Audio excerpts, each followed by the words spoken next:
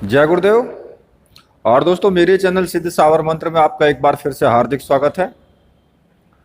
और देखिए, आज मैं आपके जो वीडियो के माध्यम से मैं अपने चैनल सिद्ध सावर मंत्र के माध्यम से जो मैं आपके सामने आज टॉपिक है हमारा, वो टॉपिक है कि क्या अप्सरा तो 3 तत्वों से बनी होती है, लेकिन जो मानव शरीर होता है वो 5 तत्वों से बना होता है। तो मेरे पास कमेंट किया था, और ये जो कमेंट किया है ये है श्याम है कोई, जिन्होंने मतलब कहा था कि गुरुजी, क्या 5 तत्वों से बनी आदमी 3 तत्वों से बनी अप्सरा से संभोग कर सकता है। ये उस वीडियो पर इन्होंने कमेंट किया था, जो वीडियो मैंने दी थी कि अप्सरा प्रत्यक्ष होने के बाद संभोग के लिए प्रेरित करती है। तो अब इसी टॉपिक पर हम बात करेंगे कि वास्तव में क्या ऐसा है कि भाई हमारा जो शरीर है वो 5 तत्वों से बना हुआ है, और जो अप्सरा का शरीर अप्सरा होती है वो 3 तत्वों से बनी होती है। तो वो किस प्रकार से 5 तत्वों का जो मानव है उससे कैसे संभोग कर सकती है। तो यहाँ पर थोड़ा भेद है। अच्छा, इन्होंने क्वेश्चन किया है। तो देखिए, वीडियो को पूरी देखना, स्किप मत करना बिल्कुल भी, क्योंकि ये भी टॉपिक बहुत अच्छा है और सुनने लायक है। इसका मैं अभी पूरा आंसर दूंगा और पूरा समझाऊंगा भी, ठीक है। लेकिन उससे पहले मैं एक चीज़ कहना चाहता हूँ कि मेरे पास में एक है मिलन महातो, ये आईडी है। इन्होंने कमेंट किया है जो सर्व रोग निवारक मृत संजीवनी मंत्र है उसके ऊपर, कि माला कैसी भी हो काम करती है, जागृत माला से के नाम पर पैसा लूटते हैं। अब मैं इनको थोड़ा सा समझा देता हूं कि शायद हो सकता है कि ये नए व्यक्ति हैं, इनको समझ कुछ है नहीं, तभी ये ऐसी पागलों वाली बातें कर रहे हैं। अगर जागृत माला का महत्व नहीं होता तो फिर जागृत नाम का ये शब्द ही नहीं होता, कि माला जागृत करने की विधि, माला जागृत कैसे की जाती है या उसमें कैसे प्राण फूके जाते हैं। जो मंदिरों की मूर्तियां होती हैं उनको भी पहले सिद्ध किया जाता है, उनमें प्राण फूके जाते हैं, प्राण प्रतिष्ठा की जाती है। तो इन पागलों को ये समझाइए कि वैसे तो मैं आपको सही बताऊं तो मेरी ज़रूरत ना ही पड़े तो ठीक है, जो मेरे व्यूवर्स हैं जो कमेंट करते हैं वो भी समझा सकते हैं इनको कि माला की ज़रूरत पड़ती है जागृत की या नहीं पड़ती है, या फिर सिद्ध मूर्ति की ज़रूरत पड़ती है या नहीं पड़ती है। अगर सिद्ध मूर्ति या फिर जागृत, ये जो शब्द हैं ये होते ही नहीं अगर इनकी विधि ना होती, या फिर इनकी, लेकिन होता क्या कि इनकी विधि जो होती है वो पेचीदा विधि होती है, इसलिए हर एक कोई नहीं कर सकता है, ठीक है। लेकिन इनको ये ही नहीं मालूम है कि तुम्हें करना क्या है, कैसे करना है। तो भाई मुझे क्या पता, तुमसे मैंने ये नहीं बोला कि तुम पैसा दे दो मुझे और मेरे से माला ले लो, मैं तो नहीं बोल रहा तुमसे। तुम्हारी मर्जी है, साधना मैंने दे दी है, तुम्हारी मर्जी है, कहीं से भी लो, कैसे भी करो। तो उसमें मेरी क्या है, मैंने तुमसे बोला थोड़ी है कि भाई तुम मुझसे माला लो।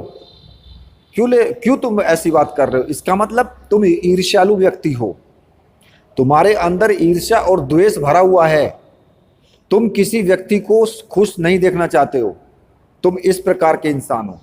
और जो इस प्रकार का इंसान है उसे भविष्य में भी सफलता मिलने के संकेत नहीं मिलते हैं। ये लिख लेना, कागज पे लिख लेना, मेरी बात नोट कर लेना, ठीक है। तो फिर अब आगे अपने टॉपिक पर हम चलते हैं कि इन्होंने कहा था कि अप्सरा 3 तत्वों से बनी होती है और व्यक्ति जो इंसान होता है वो 5 तत्वों से बना होता है। तो कैसे वो मतलब संभव कर सकती है। तो देखिए मैं आपको एक चीज बता देता हूं, ये मेरा प्रत्यक्ष अनुभव रहा है, मैं अपने अनुभव से बोल रहा हूं, मैं किसी दूसरे की ग्रंथों की बातें नहीं करता हूं, मैं अनुभव की बात करता हूं और मैंने अपने अनुभव की वीडियो दी भी है। तो मैं तुम्हें अपने अनुभव से बोल रहा हूं कि वो जो अप्सरा है वो पंच तत्व ग्रहण कर लेती है। सीधा सीधा बोल दिया मैंने कि पंच तत्व वो ग्रहण कर लेती है, वो दैव्य शक्ति है। वो इंसान नहीं है कि पांच शरीर मतलब पांच तत्व इंसान के अंदर है। अगर पंच तत्व का इंसान का शरीर है कि जो हम जैसे, हम तो कीड़े मकोड़े ही कहेंगे अपने आप को, क्योंकि हम तो कीड़े मकोड़े हैं यहां पर, जो कि इस लोक में आकर के अपने कर्मों का फल भोग रहे हैं। लेकिन जो अप्सरा है वो दैव्य लोक की है, उसके पास दिव्य शक्तियां हैं। अगर वो प्रसन्न होती है तो उसको मिनट नहीं लगता, उसको सेकंड में वो जो है पंच तत्व धारण कर लेगी तुम्हें। लेकिन अब बस वही है कि वीडियो यूट्यूब पर सुन ली कि वो अप्सरा 5 तत्व 3 तत्व की होती है, इंसान जो है वो 5 तत्व का होता है, इसका कोई आपस में किसी तरह का संभोग क्रिया हो ही नहीं सकती है। तो बस उनकी बातें सुनी, व्यक्ति ऐसा ये सब झूठ है, उन्होंने बोल दिया कि ये सब झूठ है और बस सुन ली और सुन करके वही मन में धर ली।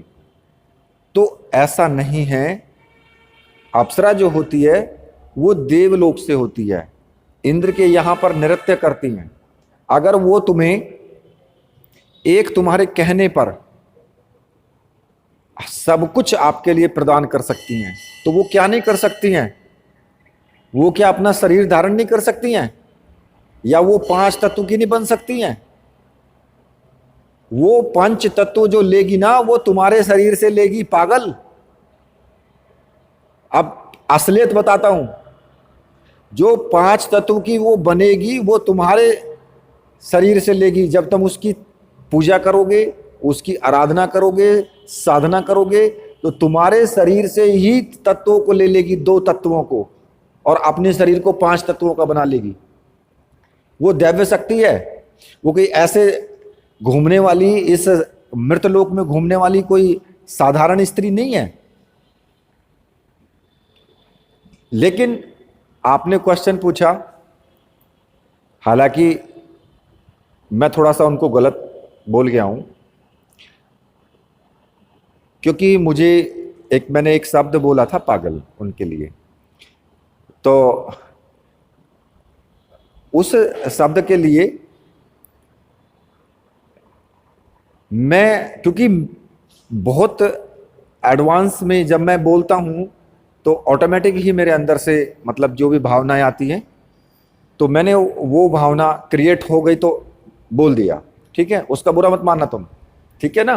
मैं बोल रहा हूं तुमसे कि उसका बिल्कुल बुरा मत मानना, क्योंकि वो एक अंदर से, जब मैं कोई भी वीडियो बनाता हूं तो मैं सिर्फ बोलता हूं, बस सामने मेरे कुछ नहीं होता है।